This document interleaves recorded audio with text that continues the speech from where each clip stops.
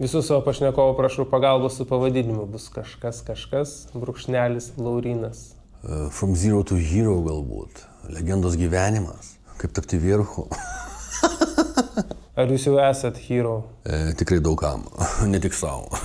O savo esat? Netgi savo jau esu.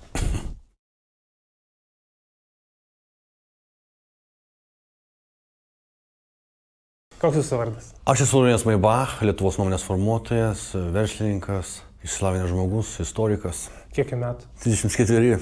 Iš kur esat? Gimiau Trakuose, gyvenu Trakuose. Kaip prisimenat savo vaikystę, ankstyvą vaikystę? Koks vaikas buvo? Aktyvus kaip ir dabar. Tik dabar dar ne tik kad aktyvus, bet ir vierchas dar, tuo pačiu. Na, laukinis buvo visą laiką kieme, nieks manęs nieko neskatino daryti, nieks manim neužsiimdavo, dėmesio negaudavau, rūpestingumo kažkokio pedėlio negaudavau, dažnai ir alkanas būdavau, bet gyvas, išlikau gyvas ir sugebėjau užaugti ir su jum pasirūpinti. Paprašaus daromas, ledovas, prieš šaibus, sėkmingas, išsilavinęs. Santykiai su tėvais, kaip prisimenat santykius su tėvais vaikystėje?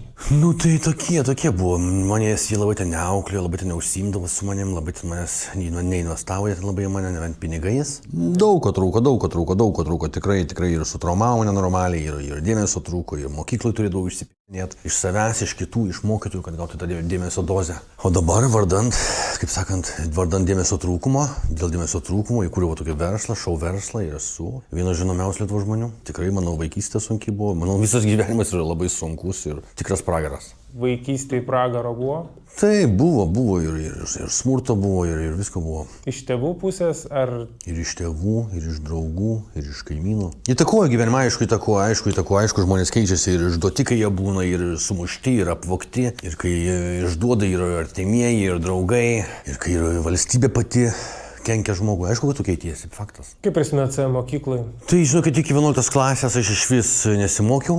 Pradėjau mokytis tik 11 klasės gale, vis laik bimbinėjau, dariau, ką noriu, niekas manęs nieko neversdavo. Gal ir gerai iš tikrųjų, turėjau visišką laisvę, galėjau daryti, ką noriu. Paskui 11 klasės gale pats susipratau, kad reikia kažkaip tai... Pradėjau mokytis pas. O iš kur tas susipratimas? Manau, kad tiesiog jau pakankamai laisvas atsibuvau, pamačiau viską, kad tas laisvas gyvenimas, kas tai yra, ir vakarėliai, ir alkoholį, ir vienu žodžiu, ir muštynės visokios, ir taip toliau. Ir vienu žodžiu kažkaip pradėjau, pats natūraliai, kažkaip tai pabuvau laisvas, užteko, reikia dirbti kažkas tokio. Ir padirbėjau, ir baigiau mokyklą rekordais, metus mokiausi, o pavyzdžiui kiti, kuriuos ten tėvai versdavo mokytis, tarkim visą laiką, jie taip nebaigė, kaip aš savo norų mokydamasis metus. Čia vėlgi tokį žinutę perduodu visiems, kad galbūt ir nereikia labai smaugti ten tų savo pricepų, o leisti jiems biškelį laisviau, kad jie patys susiprastų. Turbūt ne visi susivokia. Yra tokių, kokių tik nėra. Lietuvoje viskas problematiška. Ir žmonės problematiški, ir situacija yra ekonominė problematiška. Viskas čia problematiška, šitas šalis tik ties į dugną tai eina. Jaunystėje buvo problematiškas?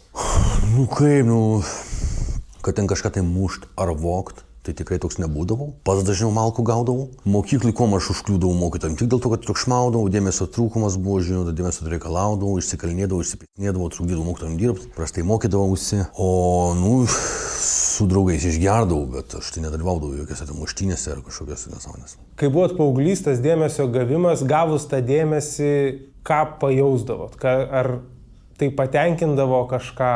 Kas yra tas dėmesio gavimas? Tai kas tai yra, mano manymu, tai yra kažkoks tai pripažinimas, galbūt kažkoks tai žiūrėjimas į žmogų. Pripažinimas, kad reikšmingų kažkom būtų. O taip, tai aš sakau, jeigu aš būčiau turėjęs normalius tėvus, aš dabar jau gerai gyvenu. Aš už mašiną mokėjau 26 gabalus, atostogaut galiu važiuoti kur noriu ir taip toliau, visą laiką nauji drabužiai, naujausias telefonas už 200 eurų. Jeigu aš būčiau turėjęs normalius tėvus, tai patikėkit jūs manim, aš gyvenčiau 100 kart geriau. Aš su gėliku čia atvažiuočiau pas jūs už 200 eurų. Ir dar jums štukų porą duočiau už interviu. Labai nepasisekė man, kad gimiau šitoj šaly končinoj. Ir tikrai končinoje aplinkoje artimoje. Tikrai faktas.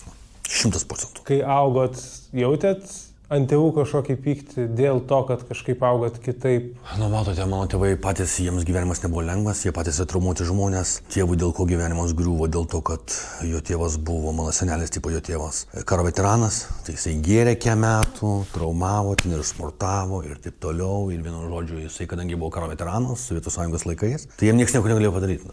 Nei mentai, nei greitoji, niekas. O močiai gyvenimas sukniso tai, kad jai buvo kaip 14-15 metų. Nuo vėžio mirė jos tėvas ir visas gyvenimas pradėjo griūti. Tai kai tik abiejų tėvų gyvenimai buvo sugriuvę, štai atsiradau aš ir ko pasiekoje tie du traumuoti žmonės tikrai nekokį gyvenimą ir man padovanojo. O jautėt meilę iš tėvų? Labai senai, nebent kažkada, per kažkokių 20 metų gal. Dabar jau viskas, jau nebendrauju virš 10 metų, jie man nieko gero nelinkė. 11 klasėje, nesakėt, kai susiemėt ir pradėjot kažkaip rimčiau, kaip suprantu, į gyvenimą žiūrėt. Tai ką, tai daug draugelių praradau, tokia gal vienatvė pradėjo kamuot. O taip, tai ką žinau, tai mečiau gert, mečiau vakarėlius visokius ir ką ir pradėjau mokytis, įstojau į univerą. Vilniaus universitetą, istorijos fakultetą. Todėl, kad man įdomu, vienintelis mokslas, kur aš tikrai galiu skaityti, tiesiog paimti skaityti ir man pačiam malonu, pačiam įdomu. Ir šiaip, tai palietusi istorija yra. Ir mane ir mano protėvius. Kaip įsivaizdavot savo ateitį, siejot kažkaip, kad būsite ateityje kažkom susijęs su istorija, ar čia buvo kažkas profesinė pusė, pasirinkot istoriją? Nu kaip, aš politikoje visai normaliai varau, netgi dabar mano visi ten 10 000 sekėjų, tikrai jie sako, kad labai gerai šneku, labai teisingai šneku, jiems patinka mano kryptis, mano įsivaizdavimas, kokia turėtų būti Lietuva, kaip turėtų būti čia viskas vykdoma. Tai jo, tai nebent apie politiką kažkaip tai galbūt norėjau kažką, tai ir aišku verslininkų norėjau turėti normaliai šaibą. Verslininkų dėl pinigų? Tai jo, dėja, bet jo. Kaip įsivaizdavot, koks jūsų verslas turėjo būti? Nu tikrai negalvau, kad daeisime iki to, kur dabar tai. Nežinau, seniai, nežinau. Nu, tai įsivaizdavau rezultatus labiau, o ne tai, ką aš ten darysiu. Pinigai, prabangus automobilis, kažkas tokio norėjosi. Baigėt studijas? Ne, pritrūko gal pusės metų ar metų. Kaip atrodė studento gyvenimas? Nieko gero, kadangi nėra artimųjų, draugai pagrindė buvo narkomanai visokie, tai ilgai studijos netruko. Iš kur draugai narkomanai? Iš Stalicos. Edvard klausimai. Iš kur, iš ten pat, kur ir jūs turbūt. Nu, mano gyvenimas tokiom sąlygom, tokiom aplinkybėm, tai faktas, kad prasilakt labai lengva. Labai lengva prasilakt tokiom sąlygom, su tiek daug psichologinių problemų, neturint jokių artimųjų, tikrai lengva prasilakt, patikėkite. Paminėjot psichologinės problemas, kada gyvenime pajutėt, kad jų yra? Tai po 12 klasės drąsiai jau pastebėjau, kad tikrai negaliu ir kažkokių ryšių užmegzti, užkalbinti patinkančios merginos gatvėje. Tikrai traumuotas, kompleksuotas žmogus, kaip ir mano artimieji, irgi tokie patys. Nu, tai aš dar dabar tą problemą turiu, bet, bandau kažkaip tai kovoti su ją, kad daryti tai, ką bijai, eiti viešumą, kažkaip tai vaikščioti, trale, daryti tą, ką bijai, šnekėti kažkaip nepatogiom temam. Per video irgi, versle irgi, kažką bijai reikia daryti. Darai, kas skaudėtų, bet bent jau baimė dingsta po biškį. Baigėsi studijos, ką tada veikėt, kas tada vyko jūsų gyvenime? Nieko, bandžiau dirbti, bandžiau ieškotis darbų, nelabai kur priėmė, nors baigiau mokyklą rekordais, nepriėmė į Hesburgerį, nepriėmė į McDonald's, nepriėmė į DHL sandėlį, viskas, kur mane priėmė, tai ir į iki Maxima. Kaip atrodė pirmieji darbai, kaip ten jautėtės? Nu, kelis mėnesius padirbė, prasikaifuoja ir išmeta. Prasikaifuoja ir išmeta. Klasika. Prasikaifuoja nuo ko? Alkoholį. Kada gyvenime alkoholis atsirado? 14 metų gal. Kada pastebėjot, kad tai kažkokia problema? Nu, kai ir studijos baigėsi, kai jau iš darbų išmesdinėjo, tada turbūt. Ar tuo metu, tie pirmieji darbai, tos studijos pas jūs jau buvo socialiniai medijoje, erdvėje toj, ar dar ne? Kada tai atsirado jūsų gyvenime? Tai studijas aš kažkur tais nutraukiau 14 metais gal. Paskui apie 3 metus kažkur tais buvau alkoholikas, be darbo, be pinigų, be nieko. Kaip atrodė dienos? Guli namie ir laukiu, kol paskambins kokį draugelį pakvies išgerti. Tai ten, tarkim, kartais pasiimi kokį kreditą greitai, prageria. Bongės rinkdavau, būdavo, tarnaudavau už alkoholį čuvakams. O paskui jau kažkaip tais, tokį gyvenimą pagyvenau, visiškai be šaibo, visiškai be jokių pajamų, kokius 3,5 metų. Ir 2018 metais, kovo 22 dieną, jau pradėjau pirmą savo transliaciją, tą datą dar dabar prisimenu dienų tikslumu ir iki dabar, taip sakant, sėkmingai vykdau verslą, niekam dirbti nereikia, dirbu pats savo, tikrai pasiturintis sėkmingas verslininkas. Kaip sugalvoti tą pradėti daryti? Nu kaip, planas buvo šioks toks mažiukas, primityvus, bet nebuvo kažkokio grandiozinio ten, kad kažką tai samdyti, investuoti, ar ten kažkokį prodiuserių. Viską pats, Tiesiog buvo esmė maždaug tokia, kad po biškį reikštis Facebooko grupėse, kur yra daug žmonių, kur yra nemokama auditorija, o paskui perėti ant savęs, taip ir padariau sėkmingai. O maždaug, jeigu trumpai, tai principas buvo toks, kad nepabijot savęs biškelį ir pažemint, bet šokiruoti žmonės ant tiek, kad jau tikrai atsipirktų. Jūs nuo pat pradžių į tai žiūrėjot kaip į darbą, į verslą, tai ta prasme to rezultatas turėjo būti pinigai ir dėl to pradėjot? Ar dėl nežinau, dėl, sakykim, to pačio dėmesio?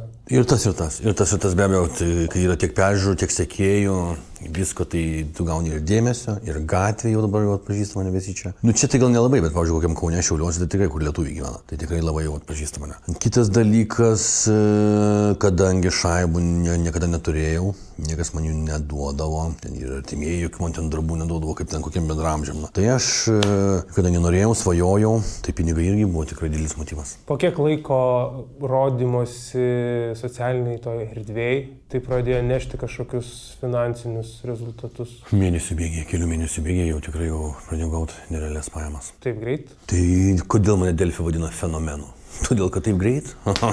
O kas buvo tai, kas pradėjo nešti pinigus? Ką tokio padarėt, kuo išsiskyrėt iš kitų? Nu, tai pirmas challenge'as koks buvo, pirmas video buvo toks, kur grandiozinis, kur aš išgėriau butelį aliejaus. Tiesiog butelį aliejaus užgėriau, butelį aliejaus 2018 metais už porą eurų ir prašau, dabar yra kelinti 2025, jie vis dar šneka apie tai.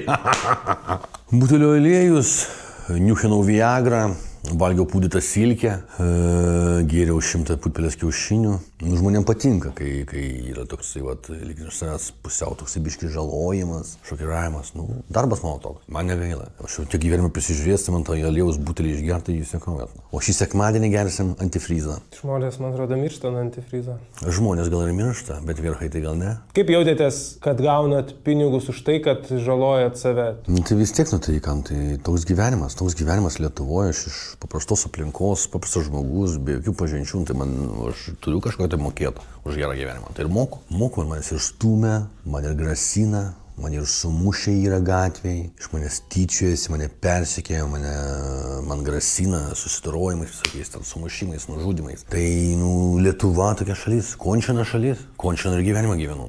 Kada buvo pirmieji kartai, kada sulaukėt kažkokio neigiamo atgarsio? Labai juokingiausias klausimas šitoj laidoj man. Tai nuo pat pirmo laimo mane stumė iki šiandien. Ir šiandien mane visaip išvadina ir per pirmą laimą. Ne, tai seniai, stumia kiekvieną dieną ir internete, ir komentaruose, ir gatvėje, ir pažįstami, ir nepažįstami, tik. O tai kodėl pradžioje jūsų net baidė man? Iš pradžių būdavo skaudu, širdėdavo širdį, dabar tai jau nifiga. Kas mane motyvavo, tai didelis pasisekimas, didelis pripažinimas, pajamos ir tikrai, kad šviesesnę ateitį garantavo ir tikrai gyvenu, tikrai geriau negu 99% Lietuvos jaunimo, patikėkit. Kaip keitėsi jūsų aplinka, kai prasidėjo kažkoks žinomumas, jau jūs atpažįsta internete, tikėtina atpažįsta jūs jau ir gatvėje. Žmonės, kurie jūs supo, jūsų draugai, artima aplinka kažkaip keitėsi, nesikeitė? Didžiausiai pokyčiai vyko, kai mečiau gert, tada su daug ko jau nebebendravau. Atsirado tam tokių rimtesnių draugelių iš interneto. Ir milijonieriai, ir visokie ten taip toliau. Ar tai padėjo panaikinti kažkiek vienatvės, apie kurią prieš tai minėjot? Kažkiek šiek tiek jo. Ar tai nėra vienišas darbas? Net nežinau, blemba. Vis tiek bendrauti yra su kuo, jeigu darai tos laivas įdomesnius, tai tikrai to dėmesio netrūksta, ypač tokiam kaip aš, kur tikrai labai daug peržiūrų ir taip toliau. Ir tikrai palengvino gyvenimą, žinokit, palengvino. O aplinkui jūs žmonės keitėsi, jūs kažkaip požiūris gyvam pasauliu, realiam pasauliu keitėsi, nežinau, tėvai, pavyzdžiui, kaip jūs pradėjo žiūrėti? Man kas kaip žiūri, žinau, aš nelabai ir žiūriu, kas ten kaip žiūriu, kad pačiam būtų geriau, kadangi čia tokie žmonės Lietuvoje susirinkę, kad atsiprašau, labai daug pavydžių žmonių, labai daug nesažiningų žmonių, meluojančių ir taip toliau, ir smurtaujančių, tai man čia kas čia ką galvote, skersą dėjau. Man gyvenimas pagerėjo po pirmo laivo, tai tą ir žinokite. Santykiai su tėvais minėjot, kad jau nebendraujat, kažkurį laiką, man atrodo, paminėjot 10 metų. Ar čia buvo toks tiesiog vienu metu staiga nukirtot tą bendravimą, ar jis natūraliai kažkaip išsivedėjo? Tai nužmogėjo tėvai, pas juos yra tokios vaikžudiškos mintis, kad aš turėčiau mirti, tai nuo to laiko nebendraujam. Kaip tėvai ištransliavo tai, kad jie nori, kad jūs mirtumėt? Pasakydami lietuvių kalba, Tėvas taip sakė taip. Ir nuo to laiko nebebendraujat. Ne, tikrai ne. Nematot poreikio? Nu, su tokiais nenormaliais žmonėms geriau nebendrauti. O matot galimybę, kad tie žmonės gali pasikeisti? Nemanau. Buvau pakankamai laiko. Nemanai? Man įdomu sužinoti, kaip Laurynas gyvena ir kaip jisai jaučiasi viduj. Užsiimu savimi, stengiuosi sportuoti, investuoju normaliai į mitybą, geriu daug įvairių vitaminų, probiotikų, mineralų, ekstraktų. Taip pat vartoju testosteroną, tai šiandien jaučiuosi puikiai. Tarp kitko, po podcast'o važiuosiu pas kurvas, tai iš vis nuotaika maks. Ar viduje yra gerai? Kai stengiasi, pagerėja, bet aišku, tokių dalykų, kai tu neturėjai ten artimųjų normalių, tai aišku, tu jų neturėsi. Tai čia jau susitaikyti tenka, tu vis tiek kenti, tu kažką gyvenime prarandi, tu vis tiek traumuotas, savim nepasitikinęs ir taip toliau. Kovoju su tuo. Kovoju su tuo, kad gyvenu končinoje šalyje, kad gyvenu končinoje aplinkoje. Kovoju, stengiuosi. Būna tikrai rezultatai teigiami. Geri, nežinau, visi bėdų turime. Tokį draugelį turiu, jisai turi labai protingus ten tokius tėvus. Jisai pasakė tokius žodžius man, kad jam mama sakė, kad geriausia investuoti į save. Aš paklausiau šitų žodžių ir iš tikrųjų tikrai geriau jau investuoti į save, negu į kažkokį alkoholį, su visokiais ten čiortais gert, kurie ten iš tavęs tyčiojasi, iš tavęs vagia, tavim naudojasi. Tikrai. Aš jau savo atgėriau, aš jau supratau, kad aš aplinkui per žmonės, aš tikrai esu puciovesnis, sąžiningesnis. Pas mane gyvenimo principai yra žymiai duresni negu visų šitų končinų aplinkinių Lietuvoje. Kodėlgi neinvestavus į save ir, mokausi, bandau gyventi. Gyvenimo principai. Tai iš tikrųjų aš niekada nesu kažką tai ten ar apvogęs, ar sumušęs, ar ten apgavęs. Man yra žemas lygis. Aš jau geriau eisiu bonkių rinkti, susirinksiu ant bambalio ten porą eurų, negu iš kažko ten kristinsiu ar ten būsiu triochola kažkoks. Nereikia man, nenoriu. Man yra žemas lygis, aš griežtai sakau ne. Gyvenimas internete jūsų, ar netrūksta, nesusidurėt su tuo, kad privatumo daugiau norisi?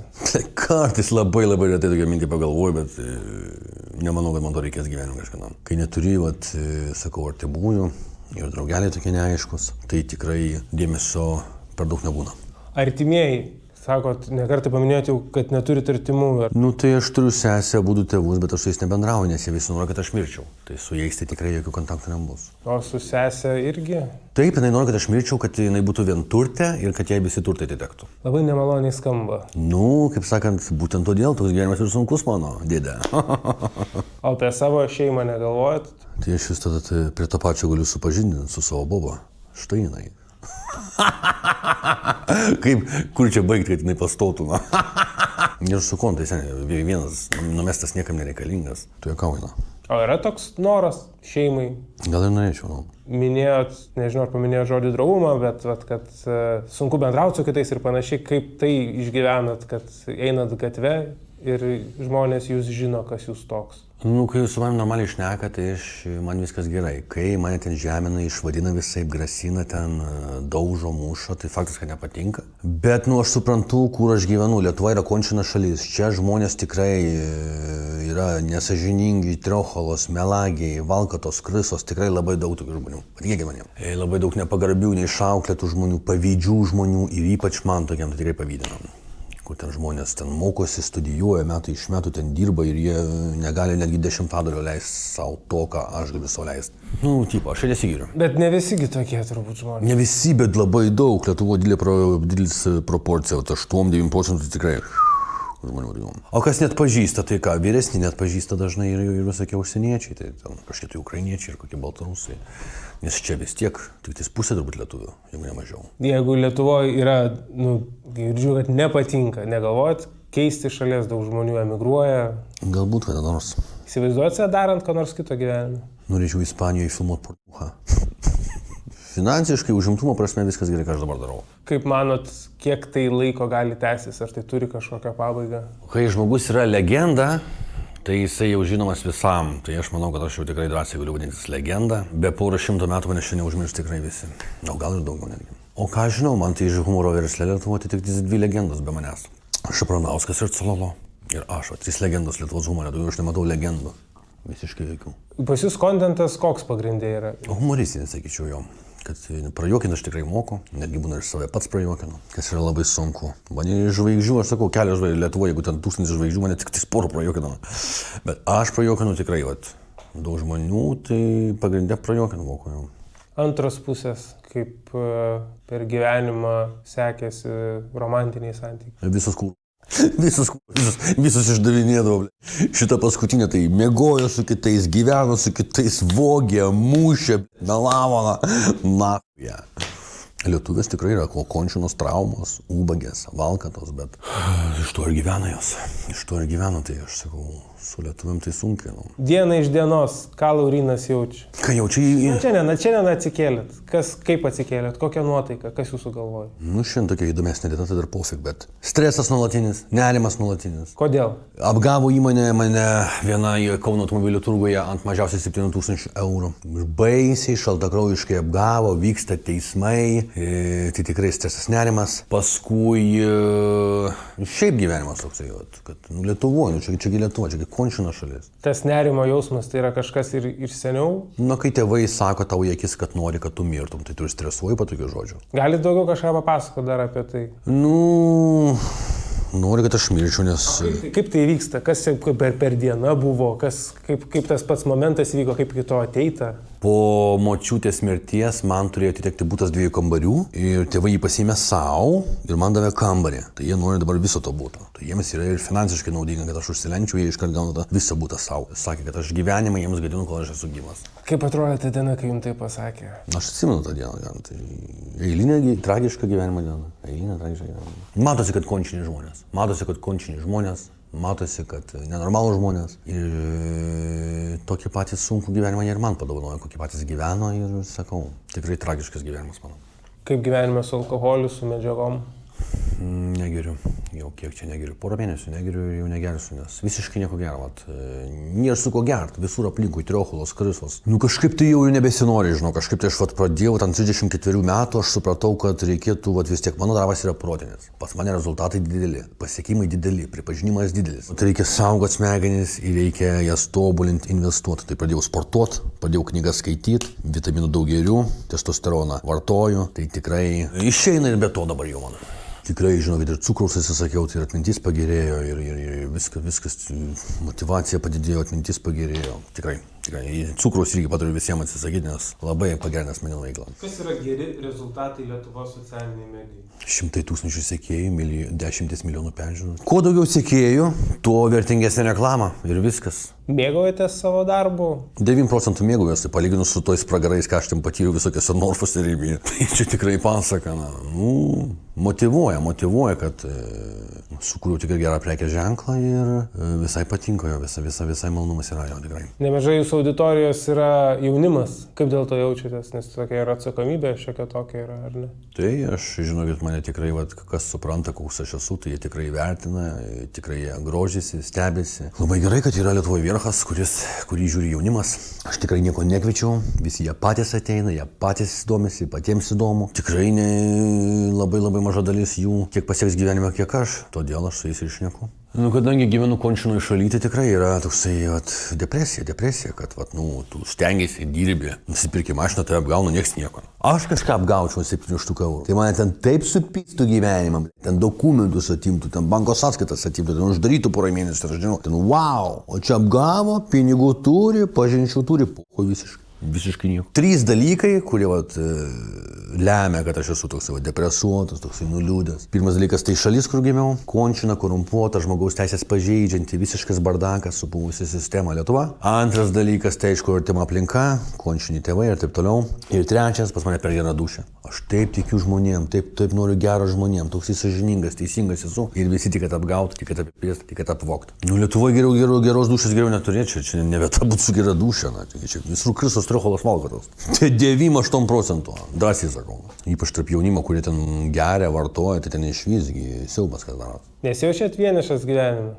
Kartais jaučiuosi faktas, nes ir su Bobu išsiskyriau. Stengiuosi užsiminėti, stengiuosi to kovoti, stengiuosi užsiminėti, sakau, ir pas ukrainietės nuvažiuoju, sakau, sportuoju, skaitau ir padeda. Gerai jums vienam su savim būtų. Darosi jau. Kaip pagalvoju, kiek čia visur aplinkui čiortų visokių, ant kiek mane žmonių yra nuvylusių, apvogusių, apgavusių, tai jau sakau, geriau jums su savim pabūtų. Dėl ko save mėgstat, jeigu mėgstat? Tai dėl tų principų, kur išvardinau, kad esu tikrai sąžiningas, doras, geros dušės žmogus, tai čia labai išskirtinis atvejis Lietuvoje. Dar nelabai susipažinęs taip su savim, man tiek daug. O dėl ko nemėgstat? Bet traumuotas toks bišelis, traumuotas. Daug ko bijau. Užkalbint bombas patinkančias, pavyzdžiui, bijau. Atstumtas būt bijau. Sumuštas būt bijau. Nu, aš jau viską atsakiau, žinau, tai maždaug, aš nežinau. Galėsim gal kitą kartą pratęsti, aš nežinau, arba galvų klausimus. Nervina? Ne, tai tokie klausimai. Bandyk klaus kažko, nu. Kaip ateitis jūsų atrodys? Planuoju dirbti su savim, stipriai dirbti su savim, jokių kvaišalų, jokių tusovkių, jokio alkoholio ir kad tik tais gerėtų. Investuoti save planuoju. Tiek kartų nuskriaustas aš šitam gyvenime, kad jau žinau, kad aš jau mažai ko ir bijau, žinau, visiems tas pats bus pabaigoje. Kaip įsivaizduojat savo pabaigą? Greičiausiai tėvai mane nunuodys, aš taip įsivaizduoju. Ar tai realu? Manau, kad taip. O jūs kartu su jais gyvenat? Taip. O kodėl? O kur man gyvent, dėdė? Nežinau, išsinuomot. Čia yra mano namai, aš juose gyvensiu. Tai yra mano namai. Ar, nežinau, ten psichoterapeutai, vaistai, kažkas tokio užsiemat? Ne, kaip minėjau, aš darau tai, ką bijau, tai, kas nemalonu, tai, kas sunku, kad nebijot. Yra kada nors neatsipirkę tai, kad darėt tai, ko bijojot ir nebuvo gero rezultato? Galbūt ir taip. Aišku yra. Nu. Kad tikiesi gerai, o gaunasi blogiau. Mėgstu važinėti mieste su prabangiu automobiliu, kad visi žiūrėtų, kad visi pripažintų, mėgstu gerai atrodyti, mėgstu dabar investuoti save, skaniai pavalgyti. Pasiekta daug ir tikrai yra kuom džiaugtis. Na. Ko palinkėtumėt savo sekėjam? Savo sekėjams palinkėčiau užsipis grabais. Jokau. Savo sekėjams palinkėčiau ko? Blaiviau mąstyti, būti labiau tolerantiškiams, nešališkiams, nepavydėti. Ir sunkiai dirbti dėl savęs ir savo aplinkinių, o ne pavydėti ir kenkti. Ačiū, Laurinai. Ačiū ir jums, iki kito karto.